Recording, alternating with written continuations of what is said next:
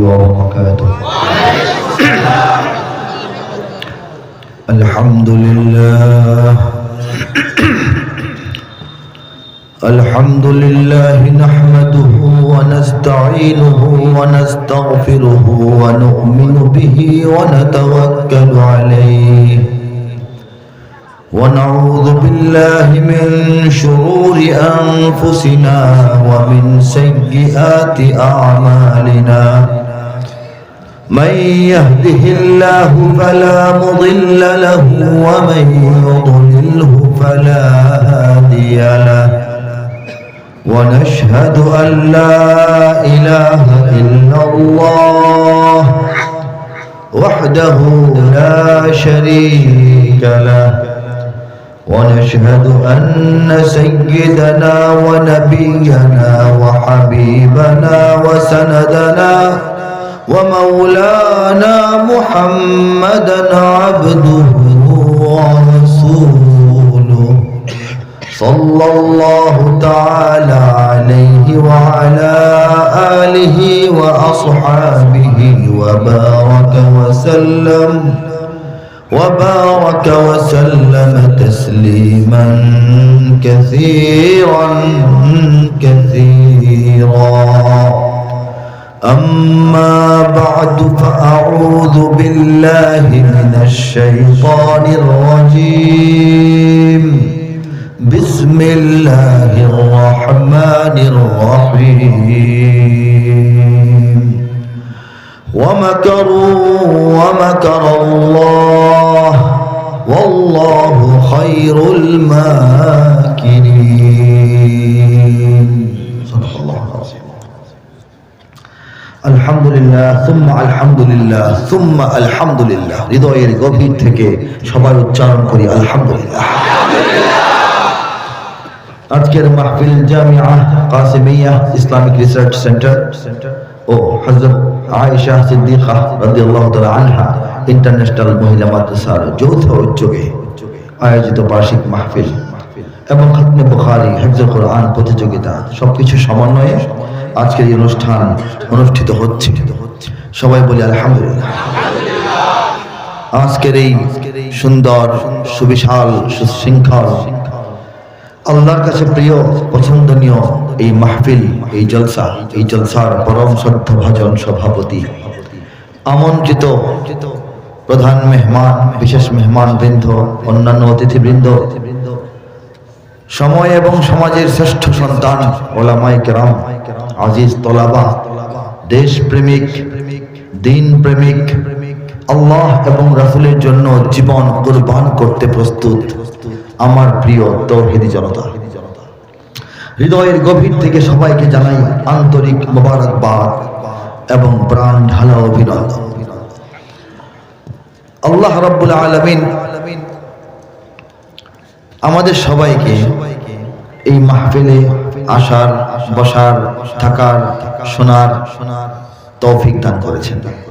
এই জন্য সবাই বলি আলহামদুলিল্লাহ, মাশাআল্লাহ। আমাদের সবার নাম কিন্তু এক না, তাই না? আমাদের নাম ভিন্ন, আমাদের চেহারা ভিন্ন, আমাদের ঠিকানা ভিন্ন, আমাদের মন মেজাজ ভিন্ন, আমাদের রুচি ভিন্ন, গায়ের রং ভিন্ন, আমাদের বয়স ভিন্ন, শিক্ষাগত যোগ্যতা ভিন্ন। কেউ শহরের, কেউ গ্রামের, কেউ উচ্চ শিক্ষিত, কেউ মধ্যম শিক্ষিত, কেউ স্বল্প শিক্ষিত, কেউ অশিক্ষিত।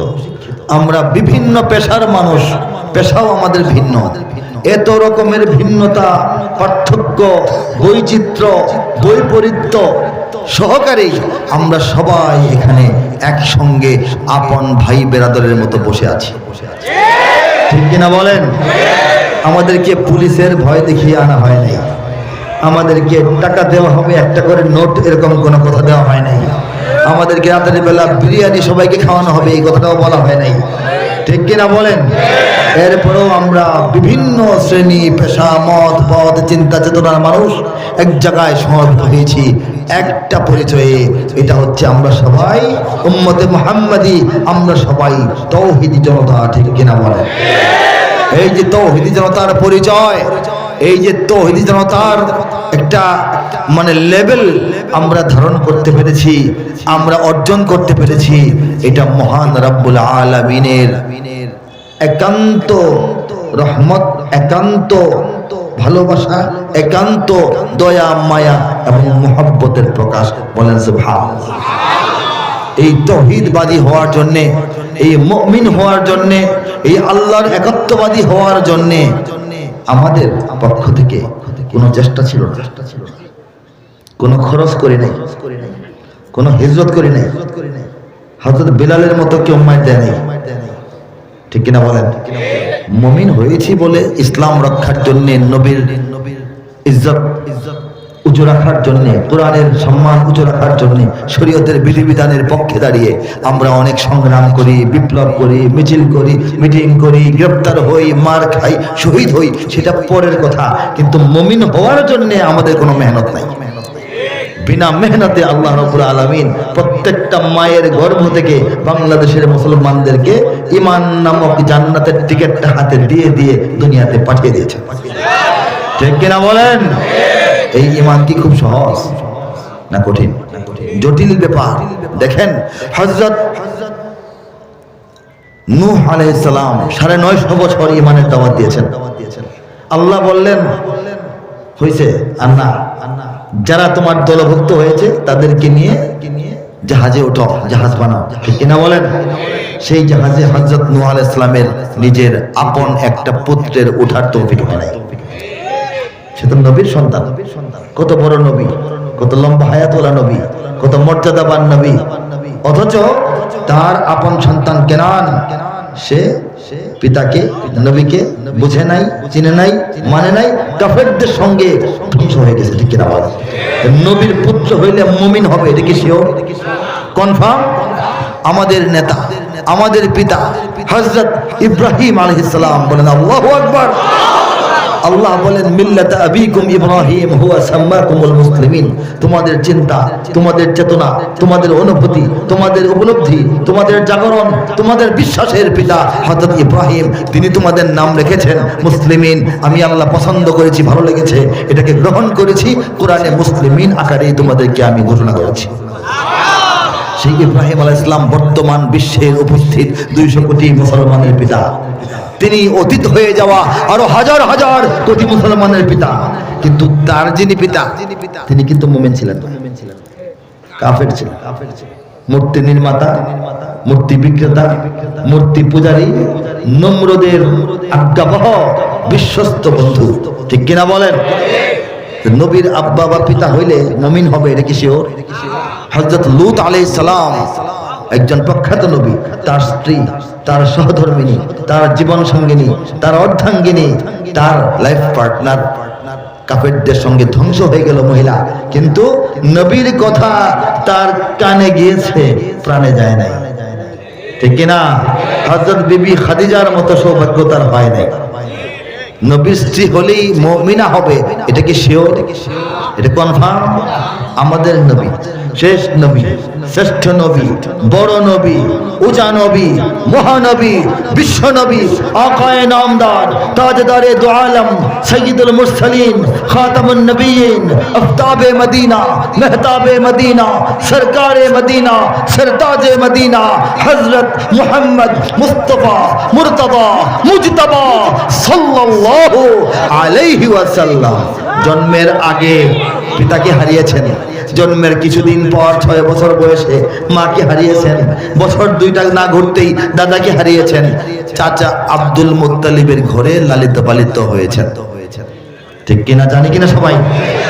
সেই আব্দুল মুত্তালিব একজন ভালো মানুষ, বিশেষ মানুষ, জ্ঞানী মানুষ, সম্মানী মানুষ, জানেস্তর মানুষ, সচেতন মানুষ, বিশ্বস্ত, আস্থাভাজন, ন্যায়পরায়ণ, ন্যায় বিচারক, দেখতে শুনতে সুন্দর, প্রভাব বিস্তারকারী, আভিজাত্যওয়ালা মানুষ, আধিপত্যওয়ালা মানুষ, নেতৃত্বের যোগ্য মানুষ, মানুষ হিসাবে সব গুণাবলী তার মধ্যে আছে, সেই গুণের প্রকাশ সে করেছে।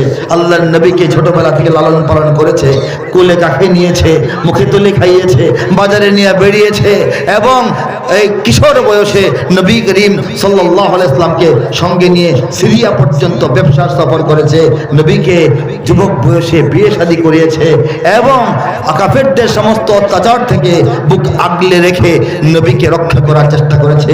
আল্লাহর নবীর ভালোবাসায় সে নবীর সঙ্গে 3 বছর কারাবরণ করেছে। ঠিক আছে, এই মানুষটা নবীর সামনে বাড়ির বিছানায় শুয়ে মারা গেছে, কিন্তু ঈমান আনে নাই।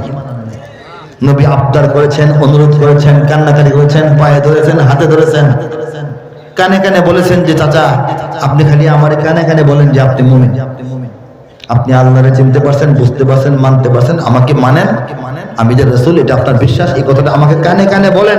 এইটুকু বললেও তো আমি একটা উপায় হয় আল্লাহর কাছে আপনার জন্য আমি চাইতে পারি, ঠিক কিনা বলেন? এইটুকু সে করে নাই। তাহলে কি বোঝা গেল? শ্রেষ্ঠ নবীর আপন চাচা হইলে কি মুমিন হবে? শিওর? যাদের কথা বললাম তারা কি হতে পেরেছে? অথচ হযরত ইব্রাহিম আলাইহিস সালাম হচ্ছেন খলিলুল্লাহ, বলেন সুবহানাল্লাহ। আমাদের নবী রাসূলুল্লাহ এবং হাবিবুল্লাহ, বলেন সুবহানাল্লাহ। আল্লাহর খলিল, আল্লাহর হাবিব, আল্লাহর প্রিয়, আল্লাহর দোস্ত, আল্লাহর প্রেমিক ছিলেন তারা। আল্লাহ তাদের প্রেমিক ছিলেন। তারা কি তাদের আপন পিতা, আপন সন্তান, আপন স্ত্রী, আপন চাচার জন্য আল্লাহর কাছে দোয়া করেন নাই? কম করেছেন না অধিক করেছেন? নিরস দোয়া না সরস দোয়া? কিন্তু যাদের জন্য দোয়া করা হয়েছে আল্লাহ রাব্বুল আলামিন সেই ব্যক্তিদের অন্তরগুলিকে ঈমান দেওয়ার উপযুক্ত মনে করেন নাই। ঠিক কিনা? ঈমান পাওয়ার উপযুক্ত যোগ্য সেই অন্তরগুলিকে আল্লাহ মনে করেন নাই, এই জন্য ঈমান দেন নাই। আল্লাহই বলেছেন মাইয়াহদিল্লাহু ফালা মুদিল্লা লাহু ওয়া মান ইউদ্লিলহু ফালা হাদিয়া লা। আমি আল্লাহ যাকে হেদায়েত প্রদান করি তাকে পথভ্রষ্ট কেউ বানাতে পারে না, পথহারা কেউ রাখতে পারে না। যাকে আমি পথহারা বানায় ফেলি তাকে কেউ পথে আনতে পারে না, খালি টানতে পারে, টানতে পারে, আনতে পারে না। ঠিক কিনা? সেই রব্বুল আলামিন যার নির্দেশ ছাড়া ঈমান পাওয়া যায় না, যার অনুমতি ছাড়া ঈমান নসিব হয় না, যার ভালোবাসা মহব্বত ছাড়া ঈমান নসিব হয় না, যে অন্তরগুলিকে তিনি ভালো না বাসলে, তিনি সিলেক্ট না করলে ঈমান সেখানে আসে না, সেই আল্লাহ বাংলাদেশের শতকরা 94.6% মানুষকে ঈমান দান করেছেন। বলি আলহামদুলিল্লাহ। বিস্ময়কর ব্যাপার, বলতে হবে সুবহানাল্লাহ। গৌরবের ব্যাপার, গৌরবে বুকটা ভরে আমরা বলি আল্লাহু আকবার। এই সৌভাগ্য আল্লাহ পাক আমাদেরকে দান করেছে। অথচ আমরা নবীর পরিবারের না, নবীর এলাকার না, কোন নবীদের এই গোষ্ঠীরও না, এলাকারও না। ঠিক কিনা বলেন?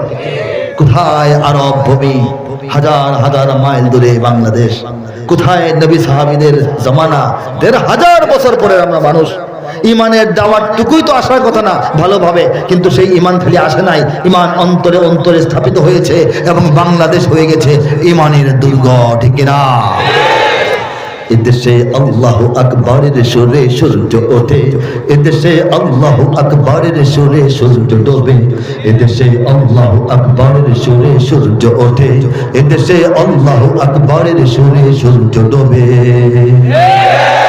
এদেশের মাল্লা মাঝি কিষান মজুর সবার ঠোঁটে শোনো রে লা ইলাহা ইল্লাল্লাহর জিকির ওঠে। এদেশের মাল্লা মাঝি কিষান মজুর সবার ঠোঁটে শোনো রে লা ইলাহা ইল্লাল্লাহর জিকির ওঠে। ইমানের তপ্ত আগুন জ্বলছে সবার বুকে বুকে, ইমানের তপ্ত আগুন জ্বলছে সবার বুকে বুকে, সে আগুন দেশ হতে দেশ দেশান্তরেও জ্বলতে হবে। এদেশে আল্লাহু আকবারের সুরে সূর্য ওঠে, এদেশে আল্লাহু আকবারের সুরে সূর্য ডোবে। এই বাংলাদেশে প্রতিদিন সূর্য উদিত হয় ফজরের আজানের ধ্বনিতে। ঠিক কিনা জোরে বলে? প্রতিদিন সূর্য অস্তমিত যায় মাগরিবের আজানের ধ্বনিতে। ঠিক কিনা জোরে বলেন? ইমানের তপ্ত আগুন জ্বলছে সবার বুকে বুকে। ঠিক কিনা বলে? কার কার বুকে আগুনটা আছে হাত তুলে তাকবীর দিয়ে সারা দুনিয়াকে দেখিয়ে দে।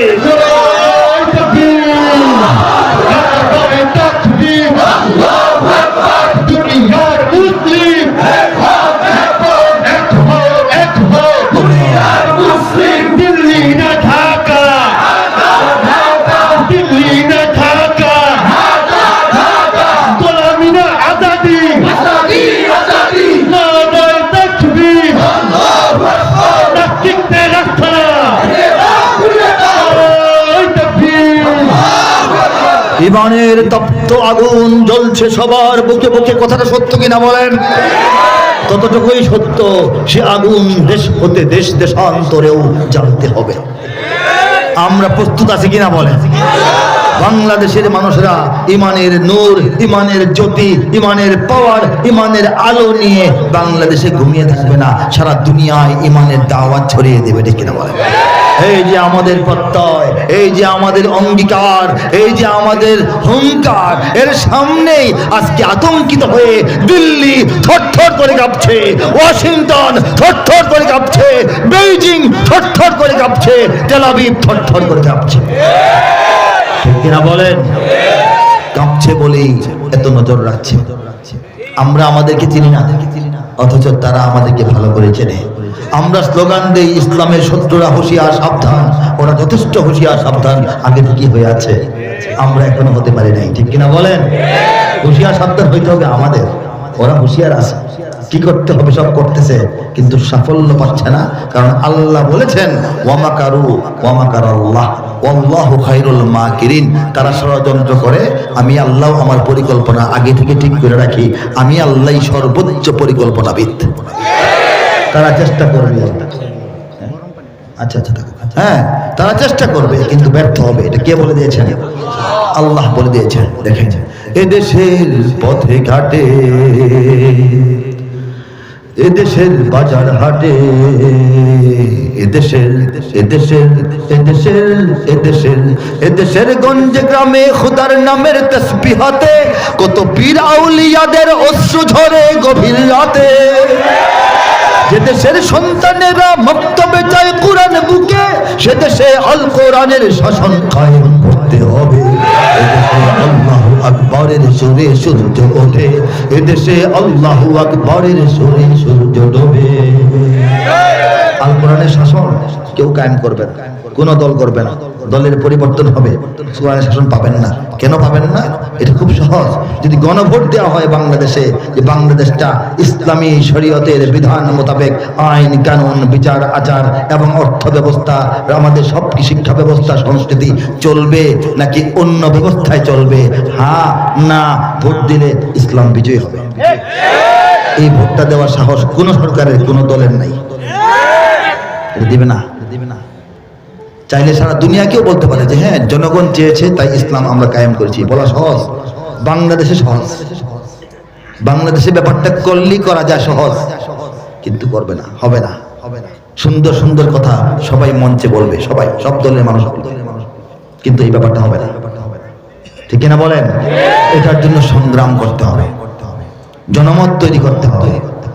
এত এত মুসলমানের দেশ, আল্লাহ যে দেশটাকে ভালোবেসে ইসলাম দান করেছেন, আল্লাহ যে দেশটাকে ভালোবেসে ইসলাম দান করেছেন, এতে কোনো সন্দেহ নাই। তা না হলে ভারতবর্ষ মুসলমানরা শাসন করেছেন শত শত বছর, 500 বছর তো বাবরের সম্রাট বাবরের বংশধররাই করেছে। আগেও তো শের শাশুড়ি শের খান নাম ধারণ করে আসছে, এর আগে পরে অনেক মুসলমানরা শাসন করেছেন, তুর্কিরা করেছে, আমাদের এই মঙ্গলরা করেছে। কিন্তু এত দিনের শাসনে ভারতে তো হিন্দু ভাইদের চাইতে মুসলমান ভাইদের সংখ্যা বেশি হয় নাই, হয়েছে? শাসন করলেই মুমিনের সংখ্যা বাড়ে না, আল্লাহ চাইলে বাড়ে। সেই ভারত থেকে আমরা কি কোটি মাইল দূরে অন্য মহাদেশে চাঁদে বসবাস করি, দুনিয়াতে আছি, ভারতের একটা বেষ্টনীর ঘেরাওয়ের ভিতরে এই বাংলাদেশ, অথচ এই বাংলাদেশটাকে আল্লাহ পাক ভালোবেসেছেন বলেই ইমানের জমিন বানিয়েছেন। গোপনে গোপনে আড়ালে আড়ালে এই জায়গাটাকে ইসলামের দুর্গ এবং আমাদেরকে ইসলামের সৈনিক রূপে আল্লাহ গড়ে তুলতেছেন। সেই দায়িত্ব পালন করতে রাজি আছি না? আছে কিনা? এদেশের জলে স্থলে, এদেশের এদেশের ফুল ফসলে, এদেশের এদেশের এদেশের এদেশের এদেশের সবুজ মাটি সবুজ ঘাসে সবুজ বনে, মদিনার সবুজ মিনার ঝলসে ওঠে দুই নয়নে। এদেশের শিকড় তো নয় দিল্লিতে বা ওয়াশিংটনে, এদেশের শিকড় তো নয় দিল্লিতে বা ওয়াশিংটনে, এদেশের শিকড় জানি ছড়িয়ে আসে দূর আরবে, এদেশে আল্লাহু আকবারের সুরে সূর্য ওঠে, এদেশে আল্লাহু আকবারের সুরে সূর্য ডোবে, এদেশে আল্লাহু আকবারের সুরে সূর্য ওঠে, এদেশে আল্লাহু আকবারের সুরে সূর্য ডোবে। এদেশের শিকড় দিল্লিতে নয়, ঠিক কিনা বলেন? দিল্লিতে যে নয়, এই বাংলাদেশে যে দিল্লির ভাত নাই, এই কথাটা দিল্লিকে আমরা মোটামুটি বোঝাতে পেরেছি। দিল্লি পিছু হটেছে, সেই জায়গায় ওয়াশিংটন প্রবেশ করার চেষ্টা করছে, ঠিক কিনা? তারা বাংলাদেশে গোটা রাজনীতিকে তাদের ইচ্ছা মতো চালানোর চেষ্টা করতেছে। চক্রান্ত একের পর আরেকটা আসে, আমাদের সজাগ থাকতে হবে, ঠিক কিনা? বাংলাদেশের রাজনীতিকে গুছিয়ে দেওয়ার জন্যে, বাংলাদেশের অর্থনীতির চাকাকে চালু করার জন্যে, বাংলাদেশের এই বিজ্ঞান প্রযুক্তিকে সহায়তা করার জন্যে পৃথিবীর যে কোনো বড় বড় দেশ শক্তি আসতে পারে, কোনো সমস্যা নাই, বন্ধু পরিমাণ আসবে, প্রভু হতে দেওয়া হবে না, ঠিক কিনা?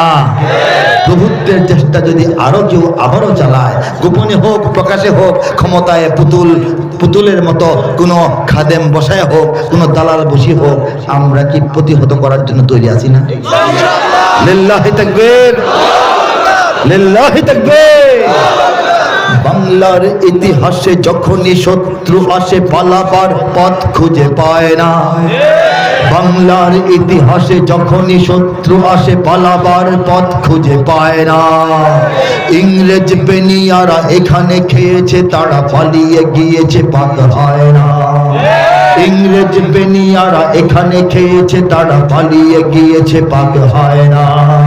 বুঝেনিক আমেরিকা, বুঝেনিক ইন্ডিয়া, বুঝেনিক রাশিয়া ও চায়না, বুঝেনিক আমেরিকা, বুঝেনিক ইন্ডিয়া, বুঝেনিক রাশিয়া ও চায়না। মুমিনের এই মাটি, ইমানের এই ঘাটি কিছুতেই কেড়ে নেওয়া যায় না।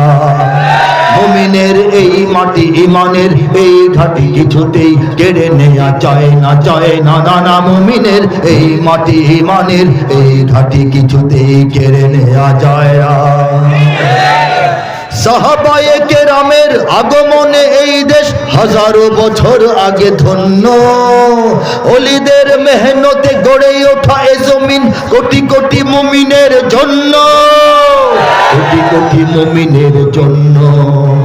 এ মাটির ভাজে ভাজে শহীদের খুন আছে, এ জমিন কখনো শুকায় না। এ মাটির ভাজে ভাজে শহীদের খুন আছে, এ জমিন কখনো শুকায় না, এ জমিন কখনো শুকায় না। মুমিনের এই মাটি, ইমানের এই ঘাটি কিছুতেই কেড়ে নেওয়া যায় না, যায় না, না না। মুমিনের এই মাটি, ইমানের এই ঘাটি কিছুতেই কেড়ে নেওয়া যায় না। এখানে লক্ষ প্রাণ আকাশে দেয় আজান, জমিনে লুটায় কোটি কোটি শির। এখানে হাওয়ার আগে হাজারো কণ্ঠে জাগে, দিকে দিকে নারায়ে তাকবীর, দিকে দিকে নারায়ে তাকবীর। এখানে লক্ষ লক্ষ মসজিদ থেকে লক্ষ লক্ষ মুয়াজ্জিন প্রতিদিন 5 বার আল্লাহু আকবার আজানের ধ্বনি এই বাংলাদেশের আকাশে বাতাসে ছড়িয়ে দেয়। সে আজান যখন ধ্বনিত প্রতিধ্বনিত হয়, তখন কোটি কোটি কপাল, কোটি কোটি শির, কোটি কোটি মাথা এই বাংলাদেশের পবিত্র জমিনের ধুলোবালির মধ্যে আল্লাহকে উদ্দেশ্য করে সিজদায় লুটিয়ে পড়ে। কোন জমিনে? গর্ব সহকারে বলেন আমাদের এই জমিনে। আঙ্গুল দিয়ে দেখায় বলেন এই জমিনে। কোন জমিনে? এই জমিন কেড়ে দিতে কাউকে দেব? কেড়ে দিতে দেব? দলিল বিক্রি হয়ে যায়। ক্ষমতায় যারা থাকে তারা ক্ষমতা থেকে যেতে আর না নামতে হয়, ক্ষমতায় ধরে রাখার জন্য এটা এই দলিল বিদেশের কাছে বিক্রি করে দেয়। আবার ক্ষমতায় যাওয়ার জন্য কেউ কেউ বিদেশের কাছে আগে দলিল বিক্রি করে রাখে। আমাদেরকে ক্ষমতায় আনেন, আপনাদের সব খেদমত আঞ্জাম দেব, ঠিক কিনা বলেন? দলিল হাত ছাড়া হয়, দলিল বেহাত হয়, এই হাত থেকে সেই হাতে যায়। কিন্তু আমাদের সাফ কথা, দলিল কার কাছে, কার বাড়িতে, কার হাতে, এগুলি খোঁজ খবর নেওয়া আমাদের জরুরি নয়। আমরা ইনশাআল্লাহ জীবন থাকতে, ইমানের বিন্দু পরিমাণ অন্তরে থাকতে আমরা এই জমিনের দখল ছাড়ব না।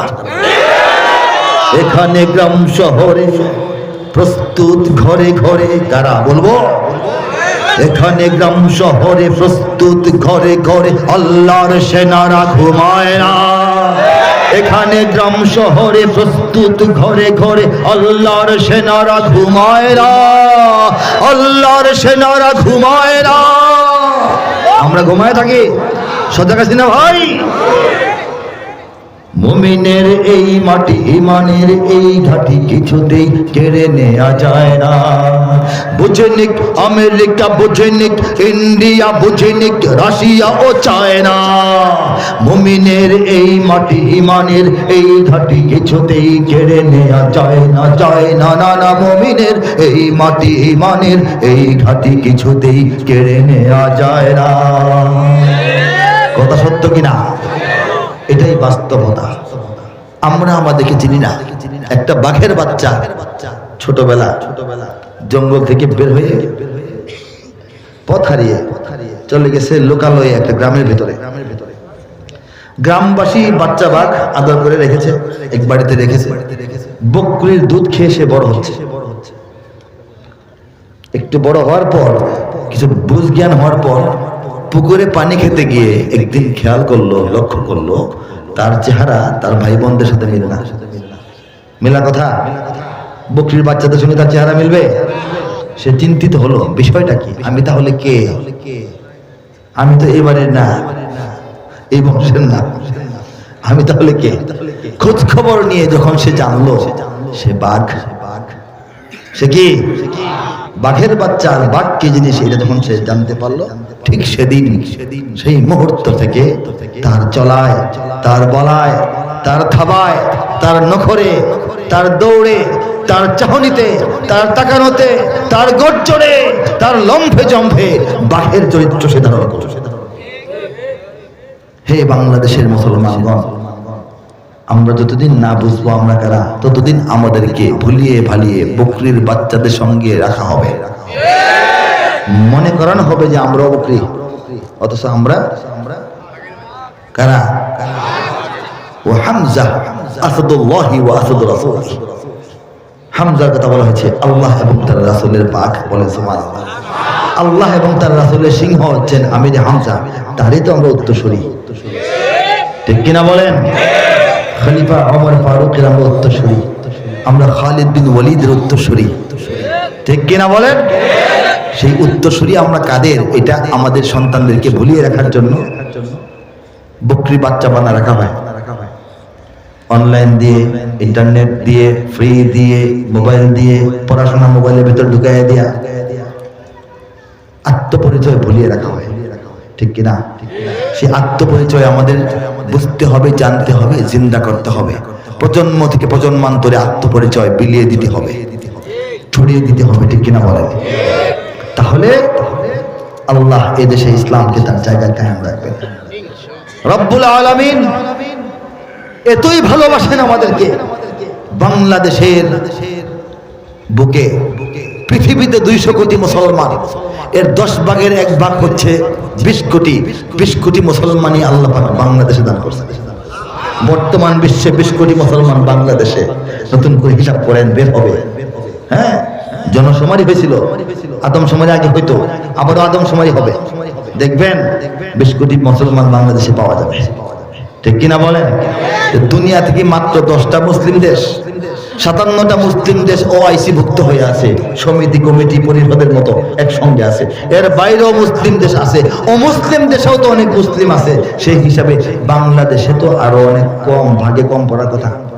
কিন্তু আল্লাহ পাক এই সাগর পারের দেশ, এই বন জঙ্গলের দেশ, এই পোকামাকড়ের দেশ, এই গরিব মানুষের দেশ, এই অশিক্ষিত মানুষের দেশ, এই পেটকাদা মাটির দেশটাকে এতই পছন্দ করেছেন, ইমানের ঘাঁটি বানিয়ে ফেলেছেন। আমাদেরকে শুধু মুসলিম উম্মার, সারা বিশ্বের মুসলমানদের খেদমতে শুধু না, নেতৃত্বেও আল্লাহ পাক ব্যবহার করছেন। পৃথিবীতে 100, 150, 200 দেশের মধ্যে কোরআনের হিফজের প্রতিযোগিতায় বাংলাদেশের সন্তানরা 1 নম্বর হয়। কে বানান? কার দান?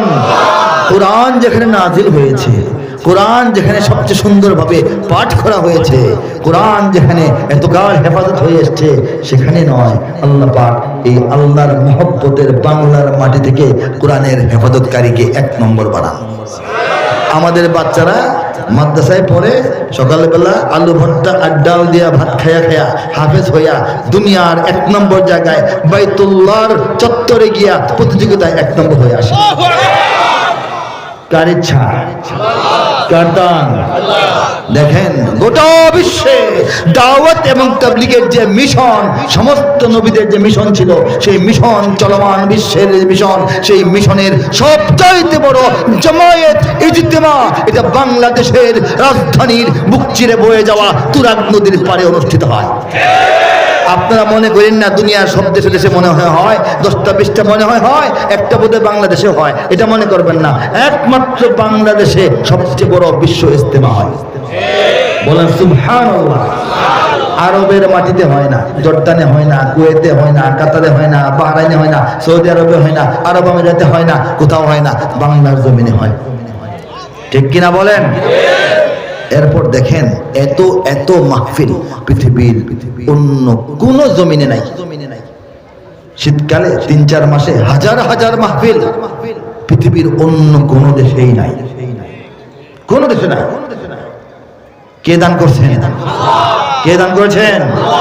কাবা ঘর যে গিলাফ দিয়ে ঢেকে রাখা হয়, সেই কালো গিলাফের গায়ে সোনালী হরফে যে আল্লাহর কালামের কিছু অংশ লিখে রাখা হয়, সেই সোনালী কাজটা তো পরে করা হয়। প্রথম যিনি আর্ট করেন, যিনি ক্যালিগ্রাফিটা করেন, যিনি ডিজাইনটা ওঠান, যিনি এঁকে দেন, সেই মানুষটা হচ্ছেন বাংলাদেশের চট্টগ্রামের মৌলানা মুখতার আহমদ নামে আমাদের এক দিনী ভাই। আমাদের সবার জানাও নাই, আমাদের সবার জানাও নাই। অথচ কাবার গিলাফের নকশা কার করা? বাংলাদেশের এক গরিব মায়ের ছেলের করা। বলেন সুবহানাল্লাহ। এই দেশে ইসলাম থাকবে তো অন্য কিছু থাকবে? যদি থাকে তাহলে কি থাকবে? ইসলাম থাকবে। বাংলাদেশের সব মানুষের নাম বদলাতে পারে, বইয়ের পাতায় স্বাধীনতা সংগ্রাম বদলাতে পারে, বঙ্গোপসাগরের সব পানি যেতে পারে শুকিয়েও, গোটা রাজধানী গিলে দিতে পারে বুড়ি গঙ্গার ঢেউ, সুন্দরবন কেটে হতে পারে ইটের ভাটার লাকড়ি, শিল্পপতিরা দেউলিয়া হয়ে খুঁজতে পারেন চাকরি, চোর গুন্ডারা পেয়ে যেতে পারে মন্ত্রীর মর্যাদা, আইনের ফাঁকে কালো টাকা সব হয়ে যেতে পারে সাদা। অনেকেই বলে এই দেশ নাকি হুজুগে জাতির দেশ, দফায় দফায় বদলায় এর রংঢং পরিবেশ, তাই বলে ইসলাম তো এ দেশে হুজুগে হবে না শেষ, হুজুগে হবে না শেষ। ইসলাম এ মাটির পরতে পরতে জনপদে ঘরে ঘরে, ইসলাম এ জাতির 90% মানুষের অন্তরে, ইসলাম নিয়ে কেউ ছিনিমিনি খেলে এমন শক্তি নেই। আর কিছু থাক না থাক এদেশে ইসলাম থাকবে, সবকিছু বদলে যাক এদেশে ইসলাম থাকবে। আর কিছু থাক না থাক এদেশে ইসলাম থাকবে। কে রাখবেন? কে রাখবেন? দেখেন 2010-এ লেখা, 14 বছর আগে, তাই না? আজকে লেখা না, 1 বছরের মধ্যে লেখা না, 14 বছর আগে লেখা। আর কিছু থাক না থাক এদেশে ইসলাম থাকবে। পরিবর্তন হইতে পারে, কত কিছুর পরিবর্তন হয়ে যায়। কেন্দ্রীয় কারাগার ছিল ঢাকার ভিতরে, গেছে কেরানীগঞ্জে, তাই না? গণভবনে আগে প্রধান নির্বাহী থাকতেন, হাঁস মুরগি পালতেন, শাক কচুর শাক করতেন, বতুয়া শাক করতেন, মাছ টাছ ধরতেন, ঠিক না? এখন যিনি প্রধান নির্বাহী দেশ চালাচ্ছেন, তিনি কি গণভবনে থাকেন? থাকেন আর একটা জায়গাতে। এইগুলি চেঞ্জ হইতে পারে, জাতীয় পতাকা পরিবর্তন হয়, জাতীয় সঙ্গীত পরিবর্তন হয়, সংবিধান তো পরিবর্তন হইতে হইতে এখন বলে জান বাঁচা, আর কত, ঠিক না? জনগণ যদি চায়, ভোট দিয়ে চাইলেও হয়, বিপ্লবের মাধ্যমে হয়, আল্লাহ চাইলে তো হবেই। কিন্তু বাংলাদেশে যত যা কিছুই হোক, ইসলাম থাকবে, ঠিক কিনা? বইয়ের পাতায় স্বাধীনতা সংগ্রাম বদলাতে পারে, জানুয়ারির বইয়ে বদলাইছে না? মিশা বলছিলাম। শিল্পপতিরা দেউলিয়া হয়ে খুঁজতে পারেন চাকরি। শিল্পপতিরা কি বাঁচার জন্য দাড়ি কামান নাই?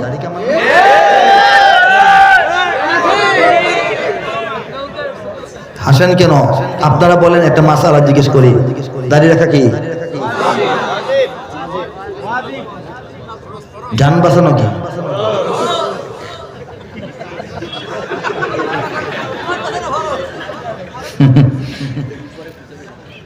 মাসলা খুঁজে পেয়েছে, বেকল মনে করেন না, আকলমন্দ, তারা আকলমন্দ।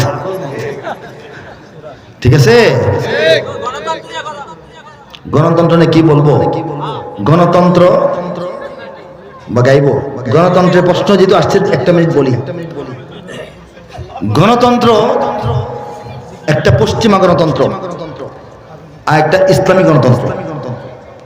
পশ্চিমা গণতন্ত্র ইসলামী গণতন্ত্রকে গণতন্ত্র বলে না, বলা হয় গণ অধিকার, জনগণের অধিকার। তন্ত্র কি? আইন, কানুন, ইজম, মতবাদ। এটা জনগণ বললেই হবে কেন? বাংলাদেশের সব জনগণ চাইছে যে মদ খাওয়া হালাল হোক, এটা কি হালাল হয়ে যাবে? তাহলে জনগণ বললেই হইতে হবে, এটা তো ইসলামের কথা না। হ্যাঁ, আপনার 10 জন সন্তান সবাই মিলে বলছে আব্বা বাড়ি বেচা দেই, কি করবো? বাড়ি বেচা বাণিজ্য মেলে গিয়ে কেনাকাটা করবো, আপনি দিবেন? পাঁচ তো ওরা করছে, আপনি তো একলা, ভোট তো 10টা ওদিকে। ভোট বেশি হইলে কি সিদ্ধান্ত সঠিক? খারাপ মানুষের এলাকায় খারাপের পক্ষে ভোট দিবে, চোরেরা চুরির পক্ষে ভোট দিবে, ঠিক কিনা? গণতন্ত্রে মানুষের মাথার গণনা করা হয়। কি করা হয়? মানুষের মাথা গণে, 10টা না 12টা, 40টা, 41টা, কোন দিকে বেশি, ঠিক কিনা? ইসলাম মানুষের মাথার ওজন করে। পার্থক্যটা বুঝাইতে পারছি? গণতন্ত্রে মানুষের মাথা গণনা করা হয়, এদিকে কয় হালি, ওদিকে কয় হালি, কয়শ। আর দুধ, ঘি, মধু যেভাবে মাপা হয় ওজন করে, ইসলাম এইভাবে মানুষের মাথাকে ওজন করে। 1 কোটি মানুষের মাথা, তাদের যে ওজন হইতে পারে 10টা মানুষের মাথা, হইতে পারে না? আলেম, ওলামা, শিক্ষক, অধ্যাপক, জ্ঞানী, গুণী, চিন্তক, ভালো বুদ্ধিজীবী, এরকম যদি 10 জন আমারে ভোট দেয়, আর কিছু চোর বাটপাড়া আপনারে ভোট দেয় 11 জন, আপনি পাস করবেন না? এটা কি ভালো হয়েছে দেশের জন্য? গণতন্ত্র তো এটাই করে। এতগুলি ভালো মানুষের ভোটের দাম নাই, আর 11টা ভোটের দাম কেন? এর মধ্যে 2-4 জন এমনি বাটপার চোর ভোট দিছে চুরির সুবিধার্থে। কিছু আছে মূর্খ বোকা মানুষ, সরল মানুষ, একটা কাপড় দিলেই ভোট দিয়া দেয়, একটা লুঙ্গি দিলেই ভোট দিয়া দেয়, একটা বিড়ি খাওয়াইলেই ভোট দিয়া দেয়, এক কাপ চা খাওয়াইলে ভোট দিয়া দেয়, লোক আছে না? এই ব্যক্তিগুলি কি দেশের ভালো মন্দ চিন্তা করে ভোট দিছে? আর যিনি চিন্তা করে বাংলাদেশটা কোথায়, চারদিকে কোন কোন দেশ, এই দেশের অবস্থা কি, এই দেশের ব্যবস্থা কি, অর্থ ব্যবস্থা কি হইলে ভালো হবে, রাজনীতি কোন পথে চললে ভালো হবে, আন্তর্জাতিক দুনিয়ার হাতে বাংলাদেশ কিভাবে চলবে, এই কাজটা কে পারবে, তাকে তিনি ভোটটা দিয়েছেন। আর একজন একটা বিড়ি খায় ভোটটা দিচ্ছে, সমান হতে পারে? সমান হতে পারে? গণতন্ত্রে সব সমান, এগুলি গণতন্ত্রের ভুল। এগুলি গণতন্ত্রের, যে কেউ প্রার্থী হতে পারে, হাজার হাজার মামলা খাওয়া লোক, খারাপ লোক প্রার্থী হয়ে যাবে। যে কোনো ব্যক্তি প্রার্থী হয়ে যাওয়াও কিন্তু একটা দেশের জন্য কল্যাণকর না, ঠিক কিনা বলেন? এটাও গণতন্ত্রের ভুল, ঠিক কিনা? আরেকটা বিষয় বলি, ধরেন 4 জন প্রার্থী একটা এলাকায়, একজন আলেমে দ্বীন, একজন বিশ্ববিদ্যালয়ের শিক্ষক, একজন প্রকৌশলী, আরেকজন মন্দ লোক থাকতে পারে না? প্রার্থী তো সবাই হইতে পারে, লুটেরা, চাঁদাবাজ লোক হইতে পারে না? এই 4 জন লোক দাঁড়াইলো, একজন খারাপ, 3 জনে কিন্তু ভালো। 3 জনে কি? বিভিন্ন পেশার, কিন্তু 3 জনে কি? ভদ্রলোক, সৎ লোক। 100 ভোট ইঞ্জিনিয়ার সাহেব পাইলেন 25 ভোট, অধ্যাপক সাহেব পাইলেন 25 ভোট, মৌলানা সাহেব পাইলেন 24 ভোট। ধরেন একটা কম পাইলেন, আর মন্দ লোকটা পাইলে 26 ভোট। কে পাস করছে? কে বেশি পাইছে? 25, 25, 24, সে পাইছে 26। কে পাস করছে? 5 বছরের জন্য ক্ষমতায় কে গেছে? মন্দ লোক। মন্দ লোক ভোট পাইছে কয়টা?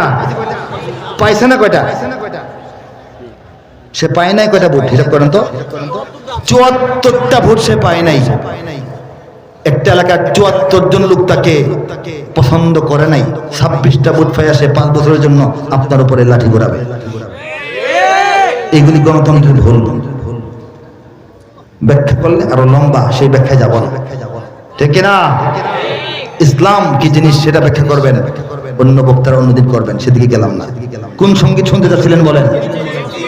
ইঞ্চি ইঞ্চি মাটি সোনার চাইতে খাটি, নগদ রক্ত দিয়ে কেনা, শত্রু বাহানাদার একটি কণাও তার কেড়ে নিতে কেউ পারবে না।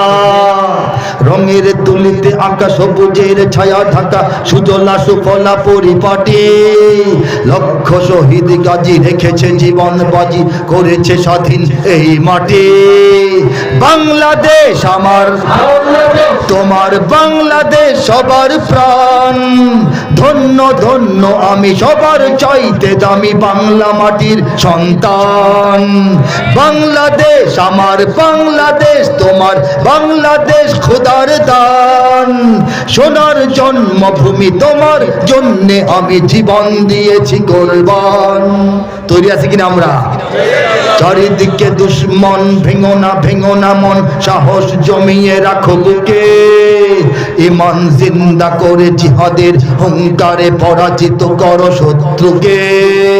চারিদিকে গাদ্দার ভিনদেশি তাবেদার, সজাগ দৃষ্টি রাখো সবে, সকল মির্জাফর বিদেশি গোলাম চর রুখতে তাদের আজ হবে।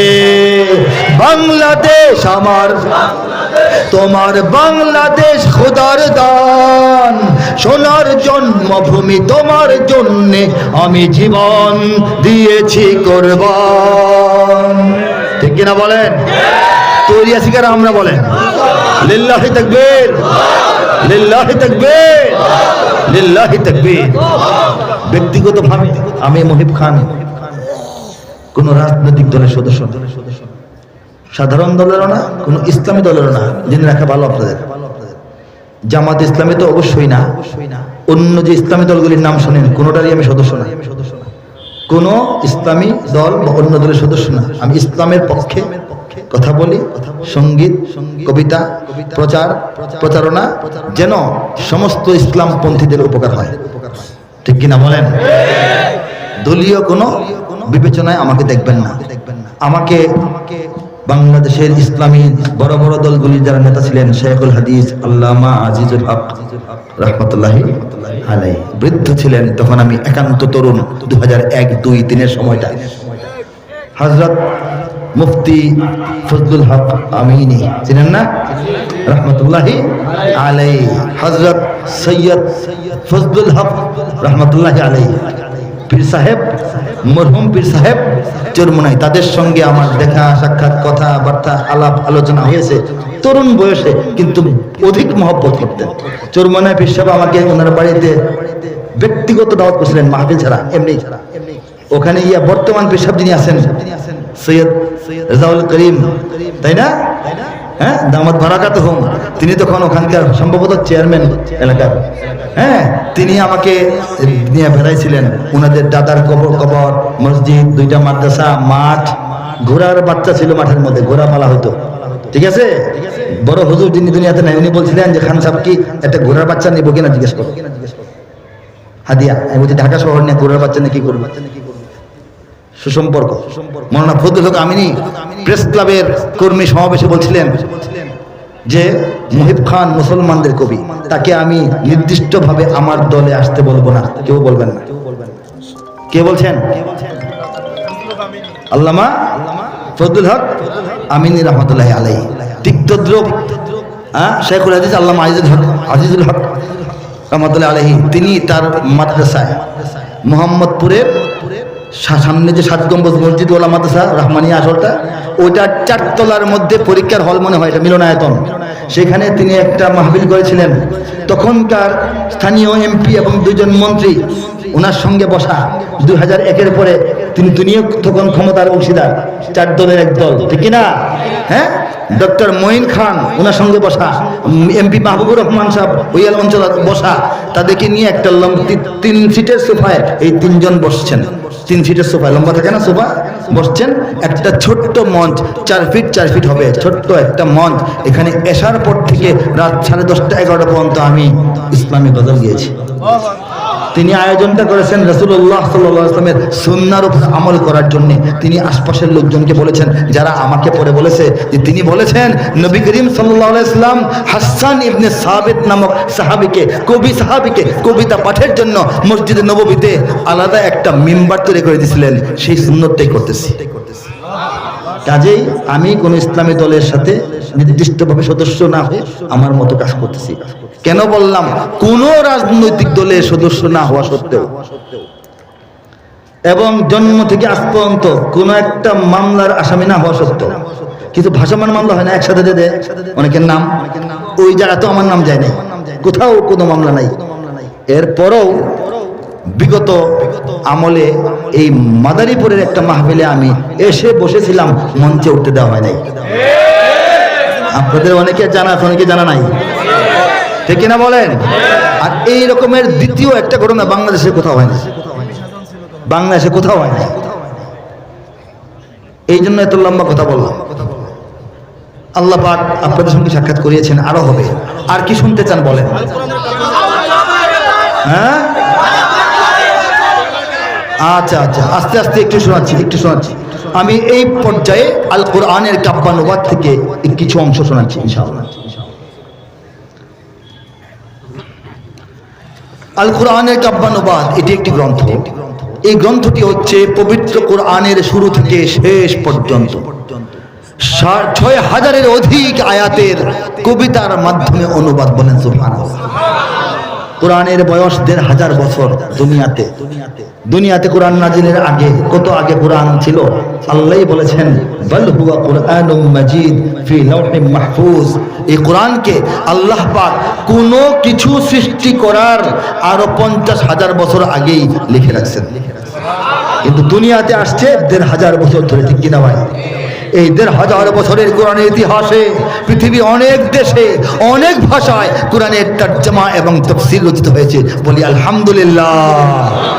কিন্তু কাব্যানুবাদ বিষয়টা ব্যতিক্রম, বিষয়টা বিরল, বিষয়টা জটিল, বিষয়টা কঠিন, বিষয়টা অস্বাভাবিক, বিষয়টা অসাধারণ, বিষয়টা এটাকে বলা হয় অচিন্তনীয়, অভাবনীয়, অসম্ভব প্রায় একটা বিষয়। কিন্তু আল্লাহ চাইলে সম্ভব। আল্লাহ চেয়েছেন তার এক নগণ্য বান্দার হাত দিয়া পুরো কোরআনের তরজমা কবিতায় করিয়েছেন। কেন কঠিন? এত কঠিন কেন বললাম? আমি করলাম এই জন্য নয়, আল্লাহ করিয়েছেন এই জন্য হয়েছে, আমি তো করতে পারার কথা না। কিন্তু কেন বললাম? এটা করতে গেলে কাব্যমান ঠিক থাকতে হবে, ভাষার মান ঠিক থাকতে হবে, সাহিত্যের মান ঠিক থাকতে হবে, নাহু সরফ ঠিক থাকতে হবে, ফাসাহাত বালাগাত অক্ষুণ্ণ থাকতে হবে, আল্লাহর কালামের শুদ্ধতা, বরত্ব, গুরুত্ব, মহত্ব, তাৎপর্য, উচ্চতা, গভীরতা, বিস্তৃতি, লালিত্য, সাহিত্য, সৌন্দর্য, এটার যে কাব্য, এটার যে ছন্দ, এটার যে আভিজাত্য রক্ষা করে লিখতে হবে। শুরু থেকে শেষ পর্যন্ত ধারাবাহিক হতে হবে। প্রত্যেকটা আয়াতের তাৎপর্যপূর্ণ এবং পরিচ্ছন্ন ঝকঝকে অনুবাদ হইতে হবে। এই জন্য কাজটা কঠিন। আল্লাহ পাক সবকিছুর সামঞ্জস্য রেখে কাজটা করিয়েছেন। আমি একটা পৃষ্ঠা শোনাবো। আউযু বিল্লাহি মিনাশ শাইতানির রাজীম। বিসমিল্লাহির রহমানির রহিম। বিতাড়িত শয়তান থেকে চাই আল্লাহর আশ্রয়। বিতাড়িত শয়তান থেকে চাই আল্লাহর আশ্রয়। আল্লাহর নামে যিনি দয়াবান পরম করুণাময়। সূরা আর-রহমানের শেষাংশ শোনাচ্ছি। كأنهن الياقوت والمرجان فبأي آلاء ربكما تكذبان هل جزاء الإحسان إلا الإحسان فبأي آلاء ربكما تكذبان ومن دونهما جنتان فبأي آلاء ربكما تكذبان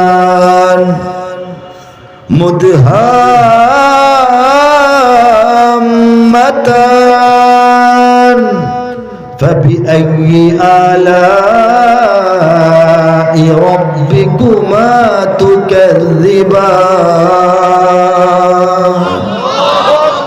তেলাওয়াত দীর্ঘায়িত করছি না, তরজমায় যাচ্ছি। ইয়াকুত ওয়াল মারজান অর্থ হচ্ছে পদ্মরাগ এবং প্রবাল। পদ্ম ফুলের যে রাগ লালিমা আর সমুদ্রের পানির নিচে সূর্যের আলোতে ঝকমক করে ঝলঝল করতে থাকা যে প্রবাল, সেই দুইটার মতো মিশ্রিত একটা রূপ প্রকাশ পাবে আল্লাহ বলতেছেন জান্নাতের হুরদের চেহারায়। পদ্মরাগ ও প্রবালের মতো উহারা দীপ্যমান, তবে তোমাদের প্রতিপালকের মানিবে না কোন দান।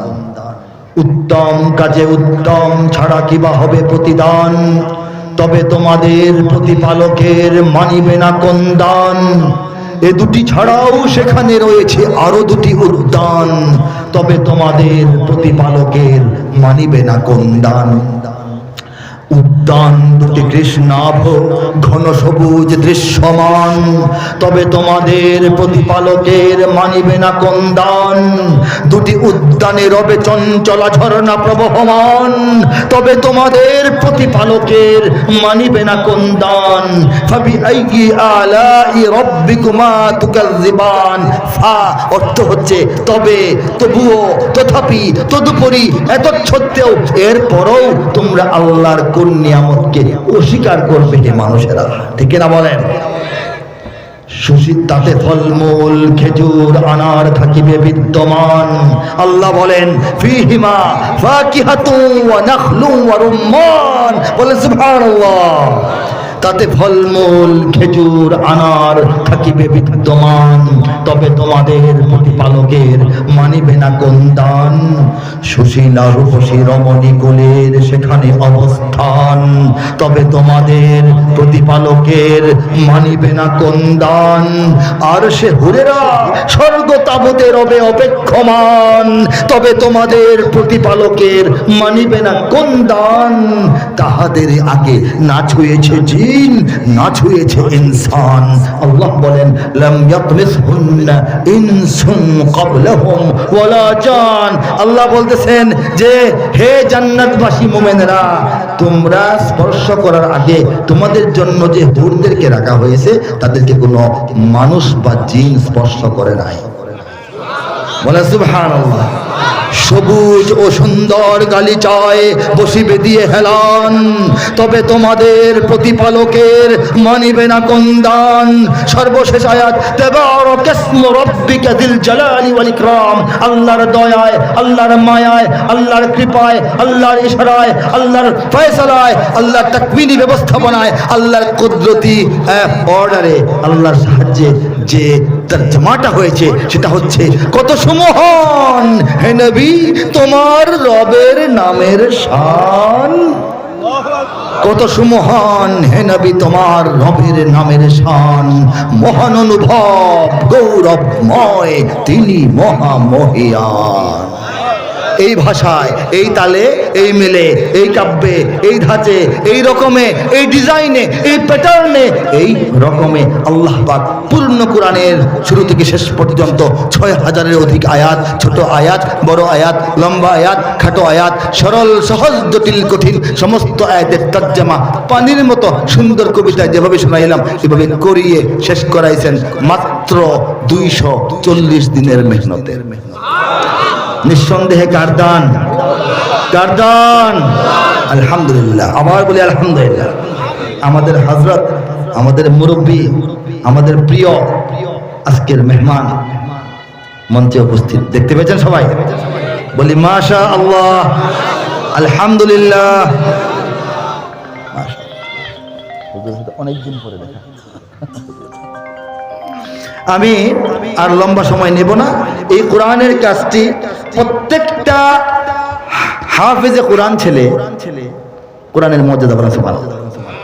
যে ছেলেটা 7 থেকে 11 বছর, 10 বছর, 9 বছর বয়সে 30 পারা কোরআন মুখস্থ করে, নুক্তা সহ শোনায় দেয়, এই ছেলেটা পরবর্তী জীবনে বাংলা কবিতা মুখস্থ করতে পারে না। অনেকেই, সবাই কি খুব মেধাবী হয়? অঙ্ক বুঝে না, ইংরেজি পারেই না, বড় কিতাবের আরবি মুখস্থ রাখতে পারে না, কিন্তু তাকে আল্লাহ কোরআন মুখস্থ করাই দিয়েছেন। দেখি তার যোগ্যতা বা মেধা, কৃতিত্ব নাকি আল্লাহর দান? এই কাব্যানুবাদ আমার যোগ্যতা, মেধা বা কৃতিত্ব নয়, এটা কার দান? এটাও কোরআনের একটা মুজিজা। কোরআনের মুজিজা কিয়ামত পর্যন্ত নানাভাবে প্রকাশ পাবে, আল্লাহ এটা করে দিয়েছেন। এটা আমি চিন্তা করে পাই না কিভাবে হয়েছে, কবে হয়েছে, কেমনে হয়েছে, এত অল্প সময়ে, ঠিক কিনা বলেন? প্রত্যেকটা পৃষ্ঠায় একদিকে আয়াতে কারিমা, পাশাপাশি বরাবর নাম্বারিং করে এর তরজমা। এভাবে সূরাতুল ফাতিহা থেকে সূরাতুল নাসের মিনাল জিন্নাতি ওয়ান নাস পর্যন্ত একটা খণ্ডে পূর্ণ কোরআন আল্লাহ লিখেছেন। যারা সংগ্রহ করতে আগ্রহী এবং প্রস্তুতি আজকে আছে, গাড়ি থেকে সংগ্রহ করবেন। গোটা বাংলাদেশে মার্কেট মূল্য নির্দিষ্ট 1200, আমার মাহফিল থেকে 1000 টাকা দিয়ে যারা মুহিব্বিন তাদেরকে দিয়ে দেওয়ার অনুমতি প্রকাশক আমাকে দিয়েছেন। আপনারা চাইলে সংগ্রহ করতে পারেন। আর কি বলবো, আমি শেষ করছি। হযরত আসছেন, আমিও ক্লান্ত। আমি আমাদের তরুণরা আরেকটা কিছু শুনতে চাই। আবার যুদ্ধ হবে যে শেষ করি? আচ্ছা ঠিক আছে, আচ্ছা। গণতন্ত্র তো ব্যাখ্যাই দিয়ে দিলাম। গণতন্ত্রে মানুষের মাথা গণনা করা হয়, ইসলামী শাসনতন্ত্রে মানুষের মাথাকে ওজন করা হয়। এরই পার্থক্য, বড় পার্থক্য, তাই না হুজুর? কিছু এক বাক্যে পার্থক্য আছে।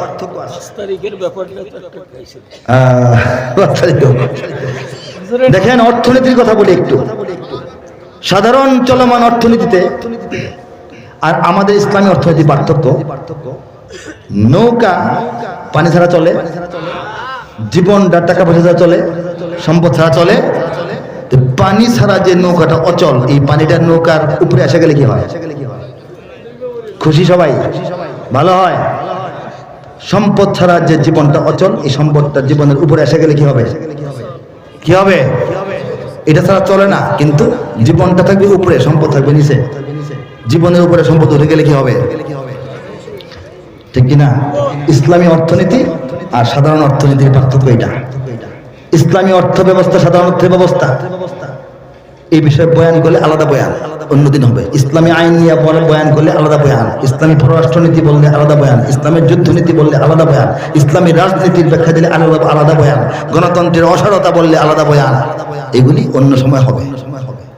আজকের মতো বয়ান হয়েছে, আরো বারবার আসবো, আশেপাশে আসবো, এই ময়দানে আসবো ইনশাআল্লাহ। আমাদের কথা হলো যে ঈমান নবীদের পরিবারের অনেক সদস্যকে আল্লাহ পাক দেন নাই, সেই ঈমান বাংলাদেশের 20 কোটি মুসলমানকে দিয়ে দিয়েছেন। এই জন্য সুবহানাল্লাহ, আলহামদুলিল্লাহ, আল্লাহু আকবার। এই বাংলাদেশকে আল্লাহ ইসলামের নেতৃত্বে কাজে লাগাচ্ছেন। মহাবিশ্বের ইজতেমা এখানে হয়, হিফজুল কোরআনে 1 নম্বর আমাদের সন্তানরা হয়। কাবার গিলাফের সুন্দর আর্ট, এই যে কোরআনের তেলাওয়াত আঁকা, এটা বাংলাদেশের এক মুসলমানের হাতে আঁকা হয়, ঠিক কিনা বলেন? আল্লাহ পাক এই দেশকে ভালোবেসে ঈমান দিয়েছেন, আমরা গোমরা হয়ে জাহান্নামে যাওয়ার জন্য না। আর হিন্দুত্ববাদী, ব্রাহ্মণ্যবাদী, আধিপত্যবাদী, সাম্রাজ্যবাদী ভারতের করতলে বাংলাদেশ মিসমার হয়ে যাওয়ার জন্য নয়, ঠিক কিনা বলেন? যত দিক থেকে যত আক্রমণ আসুক, যত যুদ্ধ চাপিয়ে দেওয়া হোক, সেই যুদ্ধটা আমরা করতে রাজি আছি কিনা? লিল্লাহি তাকবীর। যদি আমার দেশের সীমানা বন্ধু মুছে দিতে কেউ চায়, যদি আমার মাটির ধন সম্পদ লুটে নিতে কেউ চায়, যদি আমার সাগরে আমার পাহাড়ে ফেরায় লোভের চোখ, আমি প্রতিবাদে জ্বলে উঠবই, তবে যা হবার তাই হোক। এই শান্ত সবুজ পতাকায় যদি পড়ে শকুনের থাবা, এই সুপ্ত বারুদ জাতি নিয়ে ফের খেলে যদি কেউ দাবা, কোটি মানুষের প্রাণের কুটিরে আগ্রাসনের হাত যদি কেউ বাড়ায়, তবে আবার যুদ্ধ হবে, আবার যুদ্ধ হবে, আবার যুদ্ধ হবে, আবার যুদ্ধ হবে, আবার যুদ্ধ হবে, আবার যুদ্ধ হবে, আবার যুদ্ধ হবে, আবার যুদ্ধ হবে। চল চল চল, ঊর্ধ্ব গগনে বাজে মাদল, নিম্নে উতলা ধরণী তল, অরুণ পাতের তরুণ দল, চল রে চল রে চল। বাজিছে দামামা বাঁধরে আমামা, শির উঁচু করি মুসলমান, দাওয়াত এসেছে নয়া জামানার ভাঙা কেল্লায় ওরে নিশান। সেই ভাঙ্গেল্লার নিশান আফগানিস্তানে উড়েছে। সিরিয়ার ভাঙা কেল্লায় আবার নিশান উড়েছে, বাংলাদেশের জমিনেও আবার নিশান উড়বে। সেই নিশান নিয়ে আমরা আখেরি লড়াইয়ের যে ময়দান সেদিকে আস্তে আস্তে আগাতে শুরু করব। যদি প্রতিমধ্যে ডিস্টার্ব বেশি করে তাহলে আমরা বাধ্য হব দিল্লির লাল কেল্লায় কয়েক ওয়াক্ত নামাজ পড়তে। তৈরি আছেন কি বলে? وآخر دعوانا أن الحمد لله رب العالمين والصلاة والسلام على سيد المرسلين